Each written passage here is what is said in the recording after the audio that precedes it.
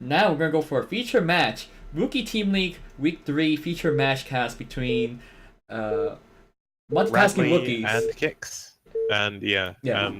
multitasking rookies and the secret forum Illuminati. Yeah, let's go. And we have, Okay, so I'll I'll start. let you start. Yeah, on the bottom right, we have Radley representing multitasking rookies.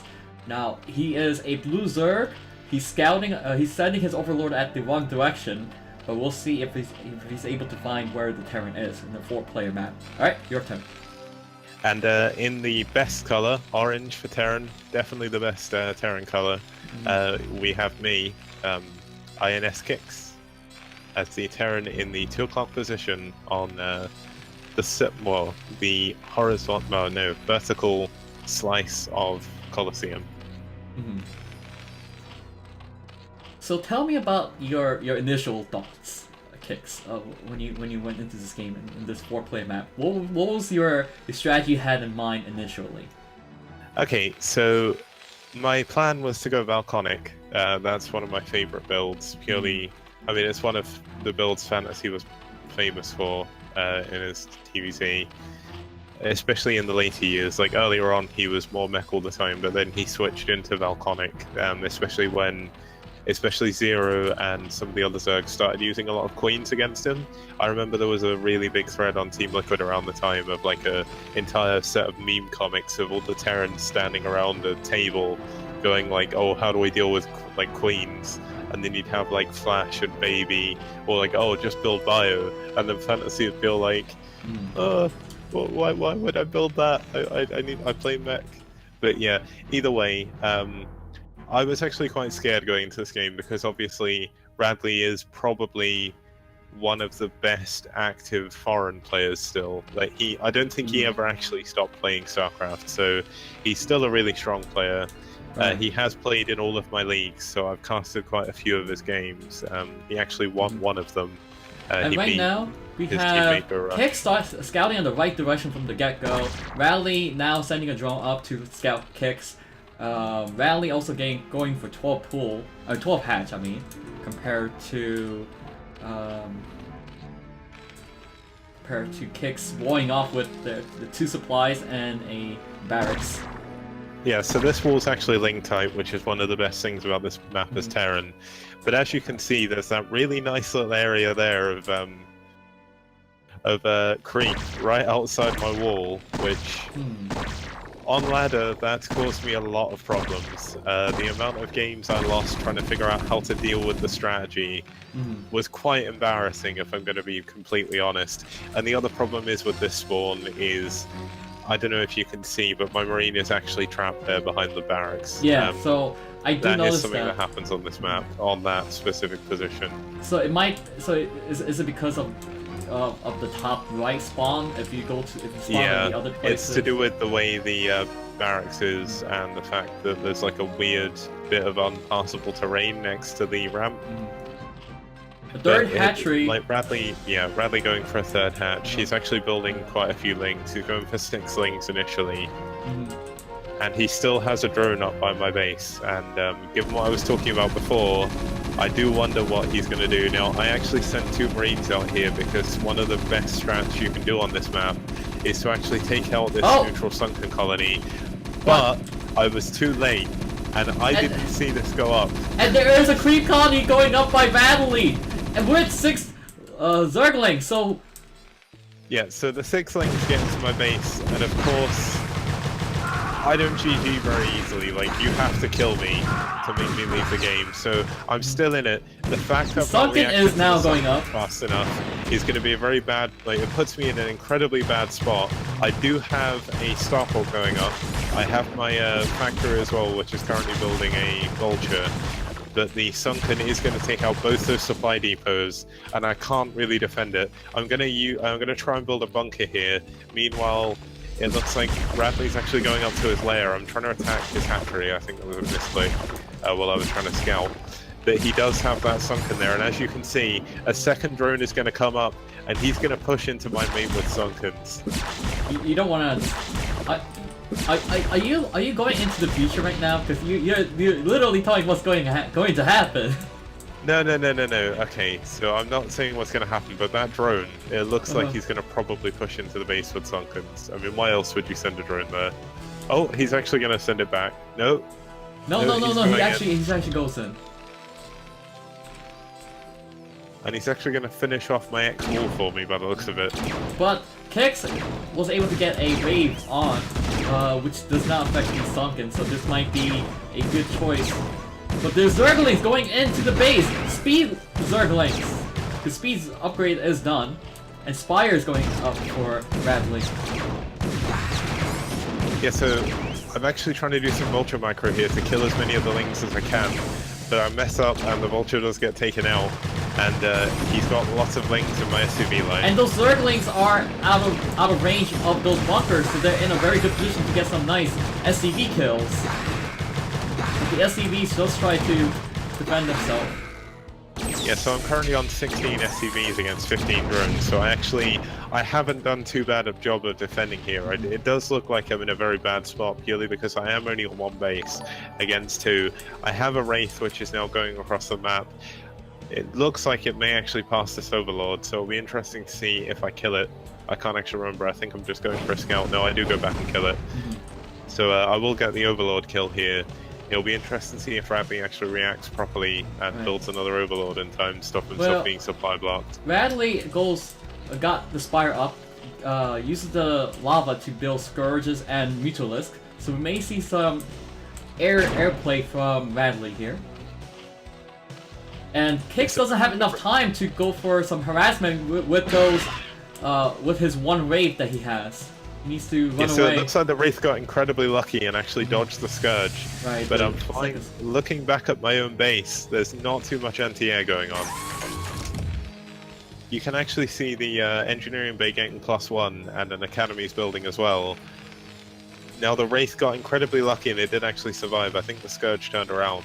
But there are 2 Mutalisks coming in with 4 Scourge. While the 4 Scourge aren't too useful, the Mutalisk could do quite a little bit of damage here, although I do have 2 turrets now. Right. I mean, 2 turrets doesn't seem much, but it may be helpful with the notion that it could defend against a Mutalisk of 2. Yeah, it can definitely defend against 2 Mutas, and it looks like both of them are stacked up.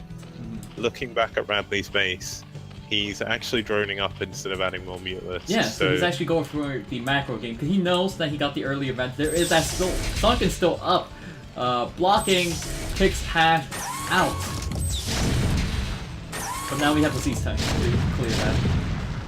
Yeah, so I'm hemmed in my base. Looking at my vision, I can't actually see really what's going on outside. I don't know if he's expanded. I don't really know what's going on. All I'm doing is playing as conservative as possible. I'm gonna add on another barracks, so it doesn't look like... I mean, with the amount of minerals I have, I can't really afford a command center right now. So What's it looks like interesting is that there is a Sunken in Radley's base near that Sunken that can't be used. Yeah, so I would have believed, like, most people get that as just for defense anyway, but that really helps against Vultures, because he knows I got that early factory. I've not produced Vultures for a while, it looks like, but getting a good Vulture run by there is quite useful, so that Sunken will actually help. There are a lot of Mutalisks out now, so he is up to 9 Mutalisks. He's sending a Scourge back, so he can put another Mutalisk in his control group. There's 2 undefended tanks. There's a lot of Marines. They're going to jump in the bunker and they're going to try and do what they can to the Mutalisk flock. And there is a good number of turrets up inside the main base, and KoreanUsher have to make sure that those tanks don't get sniped by those Mutalisks. Yeah, so it looks like an SCV is actually repairing them. The funny thing is, where I've put the 2 turrets, it's actually blocked the SCVs from going to mine. I don't know if you can see that, but they're sort of going back and forth. So, yeah, and there isn't just enough Marines to defend against this, because these 3 barracks are pretty much without any... Well, they're not pumping anymore, but they were pumping and then most of the Marines died. And I believe KoreanUsher did scout the bottom left expansion by Radley with the Wraith. Yeah, it looks like the Wraith saw it.